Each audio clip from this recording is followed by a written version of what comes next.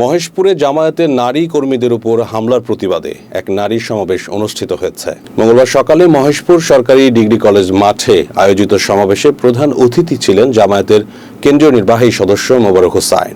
তিনি হামলাকারীদের দ্রুত গ্রেপ্তারের দাবি জানিয়ে বলেন, অন্যথায় বৃহত্তর গণ আন্দোলন গড়ে তোলা হবে। উপজেলা আমির ফারুক আহমেদের সভাপতিত্বে অনুষ্ঠিত সভায় জেলা ও উপজেলা পর্যায়ের নেতৃবৃন্দ বক্তব্য রাখেন। বক্তারা ৯ তারিখে বাঁশবাড়িয়া কুল্লো গ্রামে জামায়াতের নারী সমাবেশে হামলার তীব্র নিন্দা জানিয়ে দোষীদের শাস্তির দাবি জানান।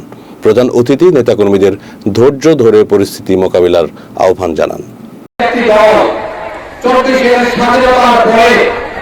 যখন মানুষ মুক্ত হলো, ফ্যাসিস্ট মুক্ত হলো, হাসিনার এই ফ্যাসিস্ট সরকার পালিয়ে যেতে বাধ্য হলো, তখন দেশ গড়ার কাজে আমাদের জামাত ইসলামী ঝাঁপিয়ে পড়েছিল।